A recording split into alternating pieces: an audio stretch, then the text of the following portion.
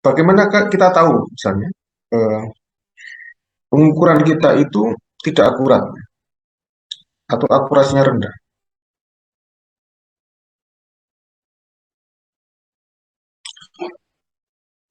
Maka kita harus punya ukuran. Itu seperti kita ingin mengukur ya, kita ingin mengukur panjang itu. Maka kita harus punya ukuran. Kalau panjang ukurannya adalah penggaris misalnya. Kalau berat kita dengan menimbang. Nah, kalau analisis maka ukurannya adalah senyawa standar ya. Senyawa standar itu menjadi ukuran.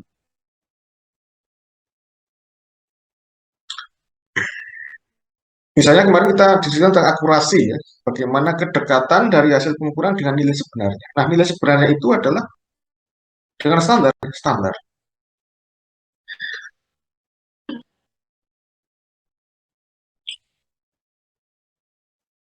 Eh, karena tanpa standar kita tidak tahu nilai sebenarnya itu berapa.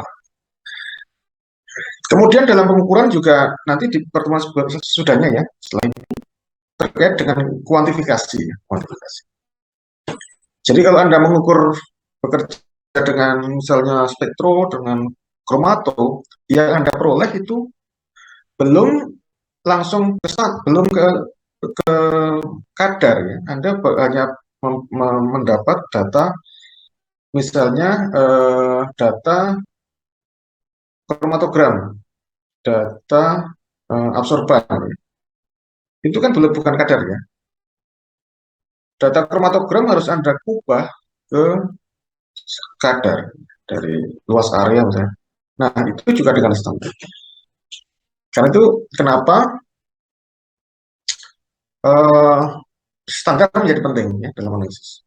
Itu di harus tersedia dalam pengukuran.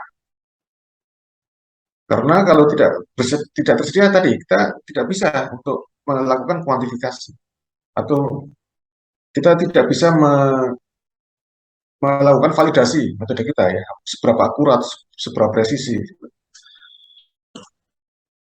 Jadi itu ya kira-kira posisi dari reference standar dalam analisis. Tadi ada beberapa jenis ya, reference standar. Jadi ada yang kompedial ya, artinya yang merujuk ke kompedium tertentu. Ada yang non kompedial, kemudian yang working standard. Nah, setiap negara kan punya eh, standar tersendiri ya, yang dituangkan dalam suatu kompedium. Kalau farmasi, ya farmakope gitu ya, farmakope Indonesia, farmakope Amerika, farmakope Belanda, dan seterusnya. Ya, setiap negara punya farmakope British, farmakopeia, USP, kemudian ya setiap negara punya ya, negara Jepang dan seterusnya. Mereka apa namanya menentukan ya murnian atau standar dari eh, masing-masing yang yang dimaksud dengan standar. Mereka punya punya standar tersendiri. Nah, itu yang kemudian kita masukkan sebagai kompedial ya, standar yang mengacu pada kompedium dari masing-masing negara. Kemudian ada yang di bawah itu yang reference standar ya, yang itu tingkat industri kemudian membuat suatu standar yang eh, mereka juga membuat standar kemurniannya, ya, standar kemurniannya.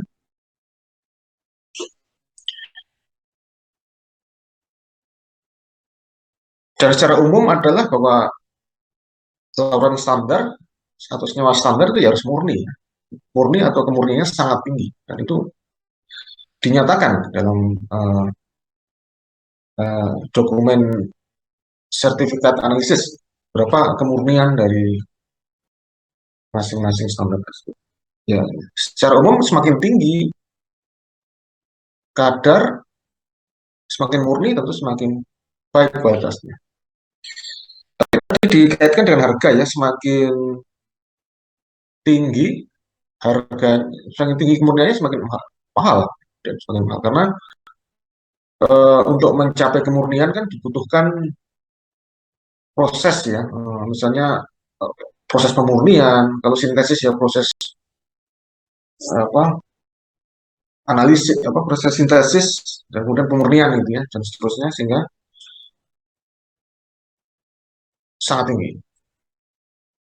Tadi disebutkan kalau untuk yang kompedial tidak perlu karakterisasi karena sudah dijamin kemurniannya.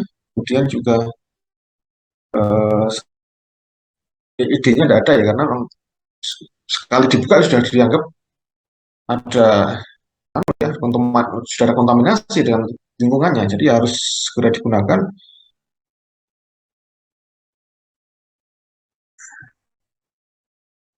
Kemudian standar yang diproduksi oleh industri-industri itu bisa dibawanya kemudian working standard ya. Working standard artinya standar yang diturunkan dari kita bisa melakukan karakterisasi, melakukan apa namanya perhitungan kemurniannya berdasarkan eh, standar yang kompetial tadi. Kira-kira apa standar yang sifatnya turunan itu ya, karena ditetapkan dengan standar yang lain.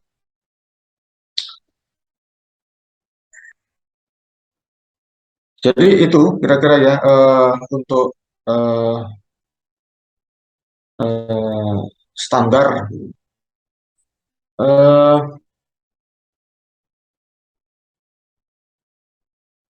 Selama ini kalau pengalaman kita ya lebih banyak bekerja dengan dua yang terakhir tadi ya, yang working standard dan yang non kompetial ya. Jadi yang biasanya diproduksi oleh industri, apakah Sigma, Aldrich atau apa namanya Mars dan seterusnya.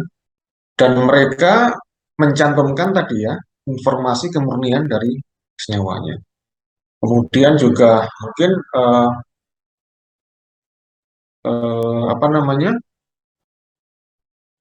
penyimpanannya juga lebih lama gitu durasinya bisa disimpan untuk periode yang lebih lama gitu ya. Jadi bisa disimpan dalam bentuk serbuk, kemudian eh, eh, disimpan kemudian bisa digunakan lagi untuk periode waktu yang lebih lama.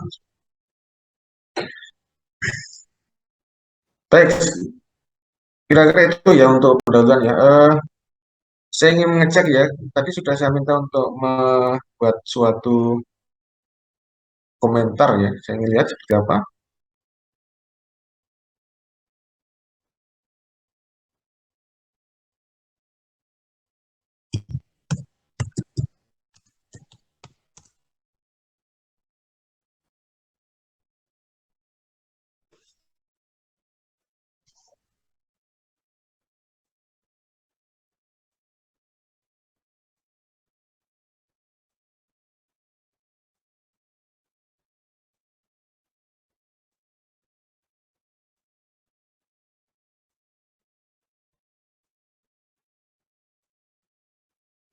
Ini sambil menunggu ya koneksi sepada, mungkin saya menambahkan ya, dari standar tadi juga kalau kemudian dilakukan proses apa pembuatan larutan misalnya, itu juga larutannya juga karena kita mengenal misalnya stock solution ya, stock solution di mana itu yang dibuat dari senyawa standar, kemudian itu yang disimpan untuk periode yang lebih lama.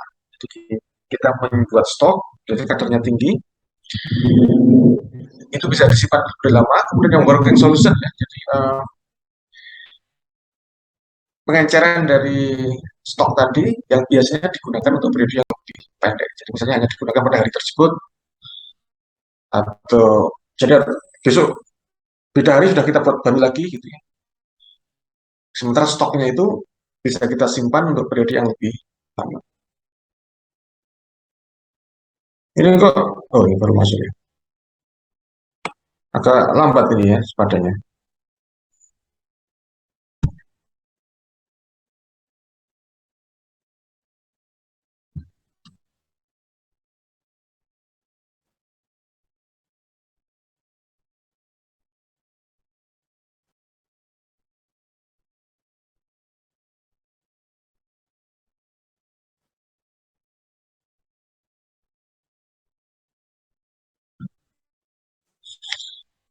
Baik, ini agak lama ya. Saya mungkin langsung saja ya.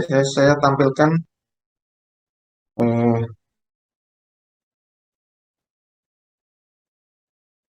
nah ini ya, ini juga sudah muncul ya. Jadi terkait dengan standar reference ya, bahwa standar reference ini juga digunakan untuk proses validasi metode. Jadi misalnya di sini ada pengukuran ya, kontrol chart dari suatu proses di industri farmasi. Kita ingin melihat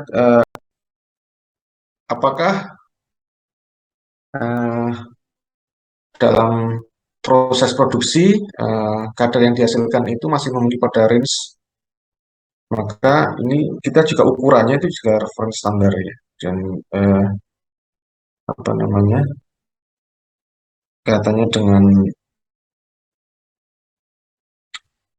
proses analisis. Kita juga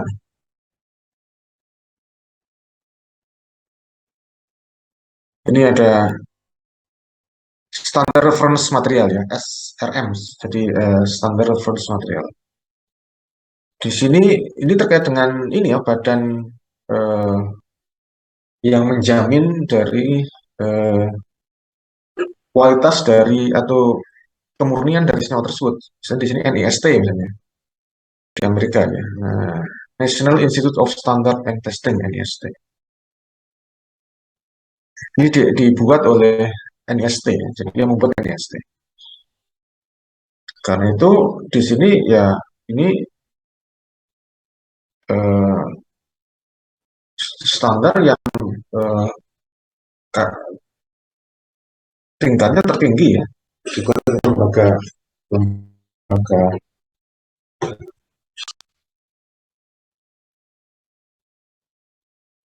sebentar ya, saya apa namanya, ini perlu apa, untuk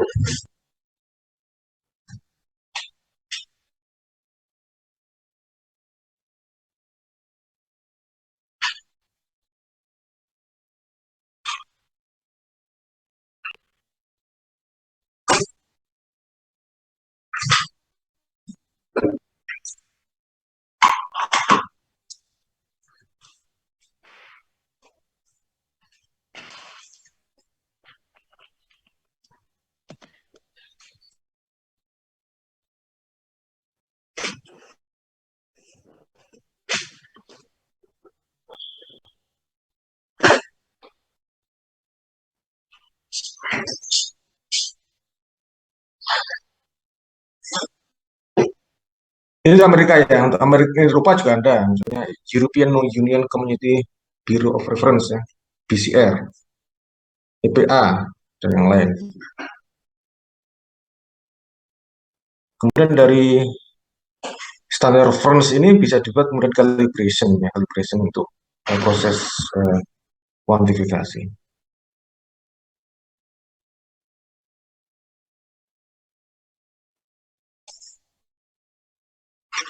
Nah ini ya, jadi standar reference tadi ya terkait dengan determinasi untuk penetapan untuk akurasi dan presisi. Jadi standar reference ini adalah tadi ukuran ya, ukuran yang kita gunakan untuk menentukan eh, performa dari suatu metode atau untuk validasi metode. Jadi penggarisnya gitu ya. Jadi dua ya, di sini ada yang regulatory agency, jadi agensi pemerintah tadi, atau badan-badan yang memang eh, yang bersifat regulator. Nah itu ada istilah tadi kompedial ya, itu yang dari sana. Kemudian yang commercial vendors. Commercial vendors itu ya industri industri swasta gitu ya, swasta. Dia bukan mewakili negara tetapi swasta. Dan mungkin itu yang justru yang paling banyak malah digunakan ya, yang kita gunakan. Kemudian ini ya diketahui konsentrasinya secara pasti. Karena itu di label kemudian ada sertifikatnya ya, murniannya berapa dan seterusnya. Penentuannya juga dengan tentu dengan proses apa namanya tertentu ya untuk menentukan kemudian.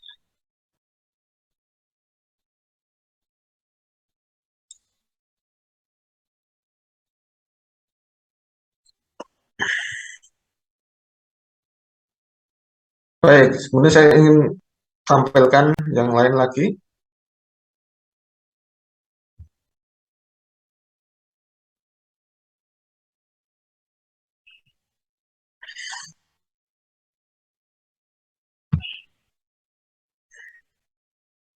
Ini ya, jadi standar itu juga terkait dengan jenis sampel dalam quality assurance. Jadi kalau kita bicara penjaminan mutu suatu analisis, maka ada beberapa istilah ya yang terkait dengan eh, proses tersebut. Ada larutan standar, ada larutan pelak. Larutan standar itu adalah larutan yang dibuat dari standar tadi, senyawa standar tadi. Maka disebut larutan standar. Saya sudah jelaskan tadi ya, larutan standar itu juga bisa macam-macam. Eh, ada yang bersifat sebagai stock solution, ada yang turunan dari stock solution ya, working solution misalnya.